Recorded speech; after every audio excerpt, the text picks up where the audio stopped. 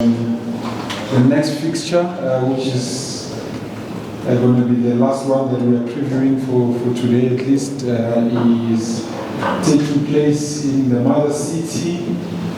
It will be between Stellenbosch FC taking on Kaizer Chiefs. Kickoff for that fixture on Sunday will be at 1500 hours. Coach Cedric Kaze joins me here just to preview the fixture. Coach, maybe just your thoughts leading into this one. You've had very good results recently against Stellenbosch FC, but this is the Carling knockout. It's also a trophy that they've won recently. So it should be a tough match, but what can we expect from Kaizer Chiefs? Thank you very much.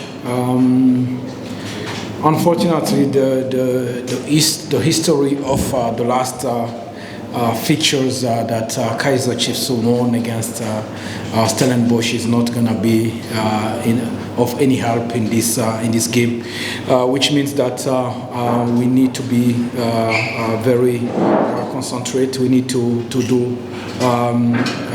go all out, and as well, I believe that a team that like Stellenbosch is not doing so well in the league. It's those kind of tournaments that can revive teams and can give a fresh start to the squad. And we know that they will be highly motivated, to do differently in a different tournament. That's why we need to go out there very concentrated, and we are looking to a tough game, but we are ready for the battle, and it's as well a tournament that we want to go as far as we can, and why not until the end. Thank you, Coach. First question from the floor, Coach, question News from Africa. Coach, have you had a bit of a snag in league football? Does this cup give you an opportunity to, just have a bit of a fresh start, a fresh new hits, playing in a cup competition? And also in the same vein, would it also be an opportunity to see some fresh players being introduced to this cup competition, like of the Shingers, Chislets, even on Mahoe? I know Igodoro is probably back only the next after the international window. It's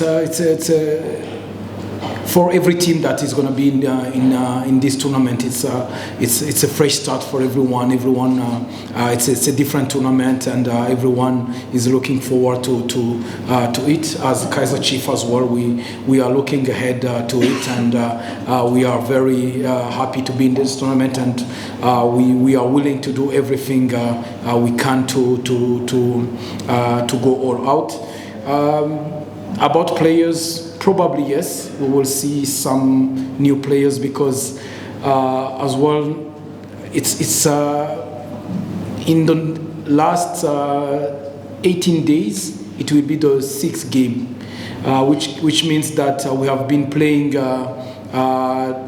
every 3 days for the past approximately 3 weeks. And it starts to be heavy on the players, and we need as well fresh legs and fresh minds to make it out for the game.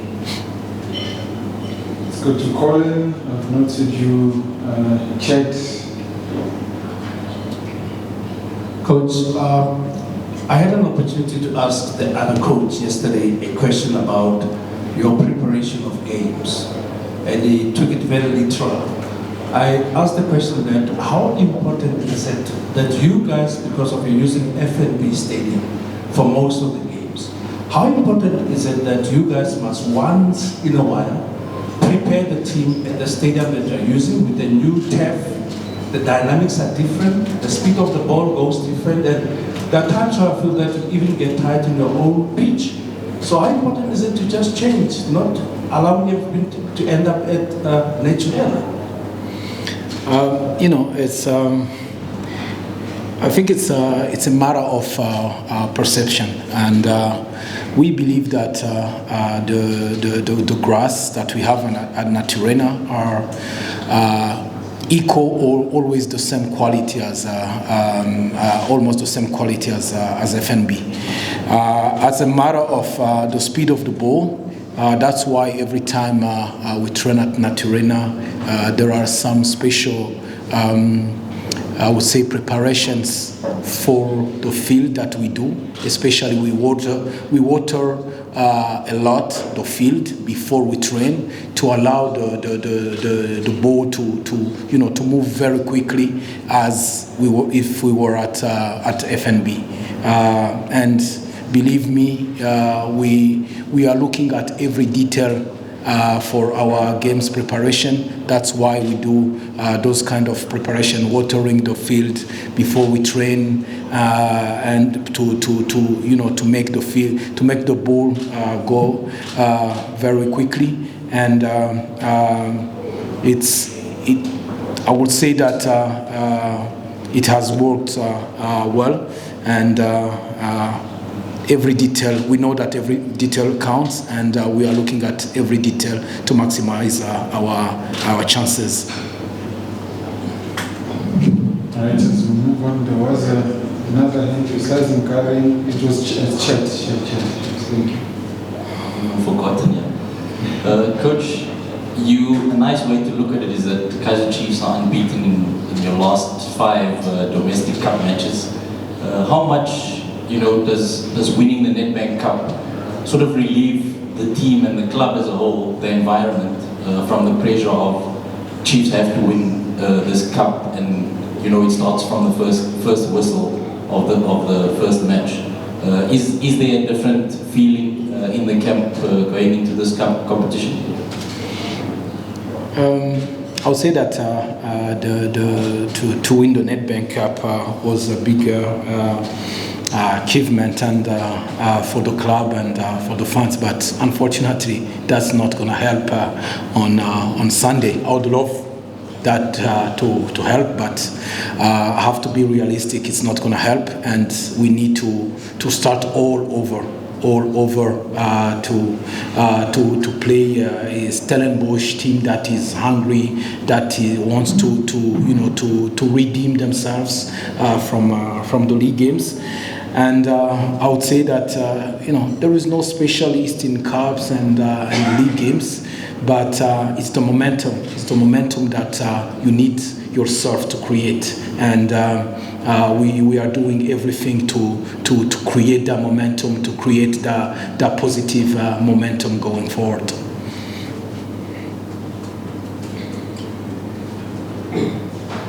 Yes, Karen, sorry.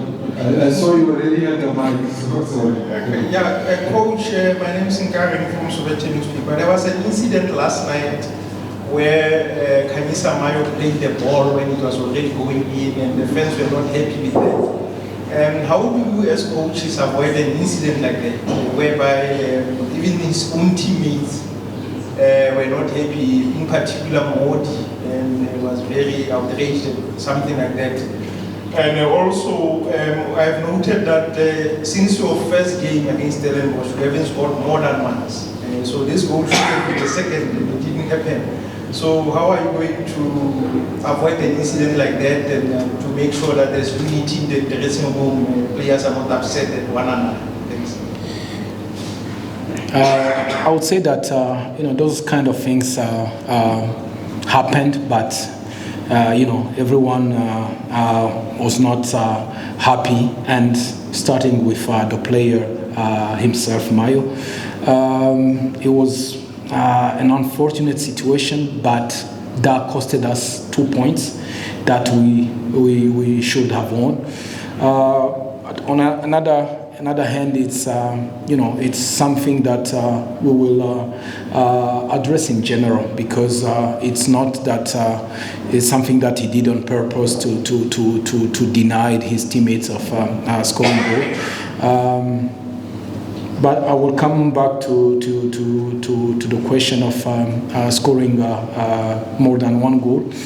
I would say that the situations are a bit different. I would say that in a few weeks ago, we were getting into the final third, but the last pass, the last movement was not enough good to create something. But the last two games, Cabo Scorp and yesterday, I would say that the pass is there, the movements are there, but it's just the unlucky situation of not scoring, of keepers doing save.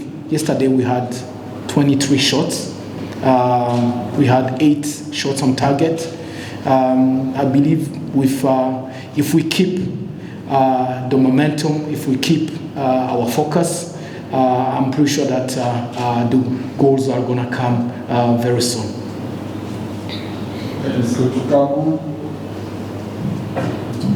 After the coach, Kamkhali Bukhari from VFM. Coach, last week you played a competition which involved a permutation of penalties. And during regulation times, we've also seen players having to miss penalties as well. And now going into this encounter, it also involves a permutation of penalties. How do you ensure that your players are able to balance the two, like how they did against Cabo Scorp, even during regulation time, are able to kill the game if they are to receive a penalty? I'll say that the last two games we were unfortunate to not scoring our penalties, and especially with the two best penalty takers that we have in our team, Lilipo and Serino. It's something that people might think that it's a lack of preparation, or no. We do penalties every day. We don't even wait that there is a game that requires penalty. We do penalties every day just to prepare ourselves on what the moment is gonna come. But unfortunately, for the last two games, we have missed those penalties. It's something that we need to keep working on, and as well to raise the confidence within the team. And if those situations happen again, we hope that we will deal better in the future. Okay, let's give to the microphone. We are now wrapping up. Greetings, coach. I think Kaizer Chiefs' biggest challenge, not just this season, has been scoring, right? And now you look at the fact that you now have a lot of strikers, probably more than you need. How difficult is the process of picking the right striker from the right game? In a scenario where you have a Mayo who can play on the wing, also playing through the middle, you've got a Lilepo. How difficult is that process when you now have so many strikers? I think that the first thing is it's not to find the difficult thing is not to find the best striker. The difficult thing is to find the best team on the field.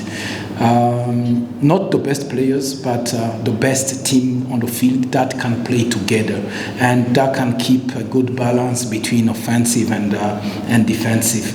And I believe that now we are heading into a moment that we have probably found our best team. I would say 95%.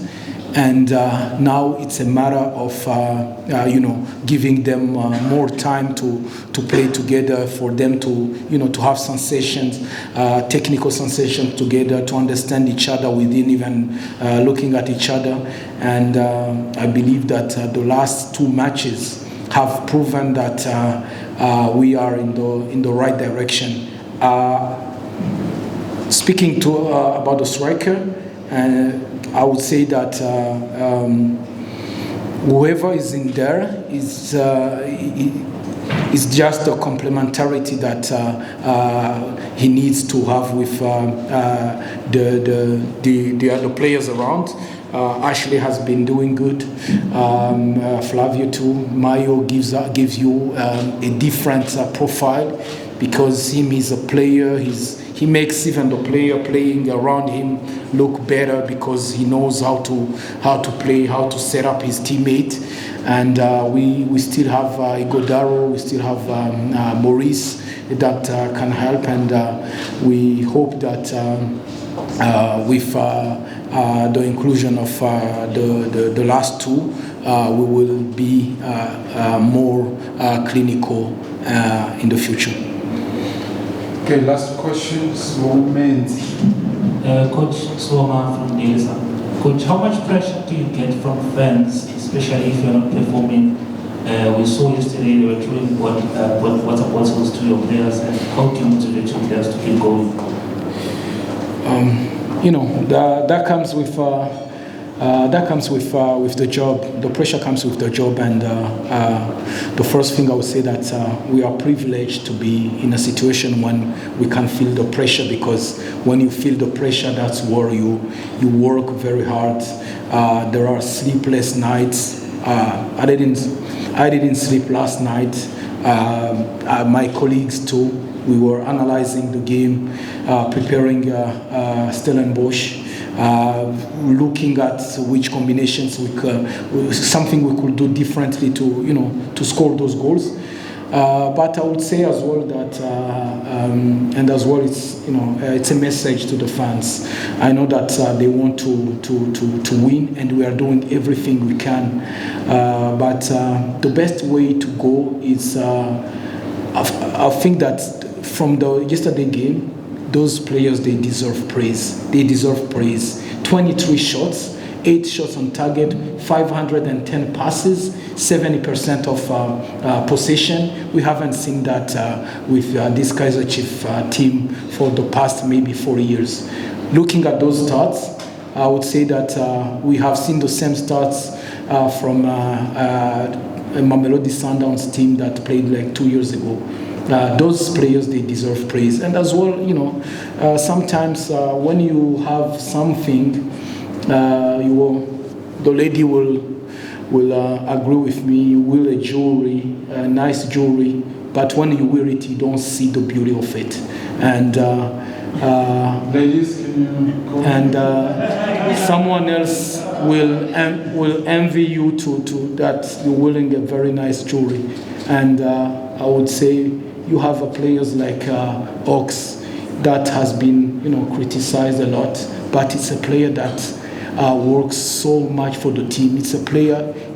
I'll call him an unsung hero. He's a player that doesn't look for praise.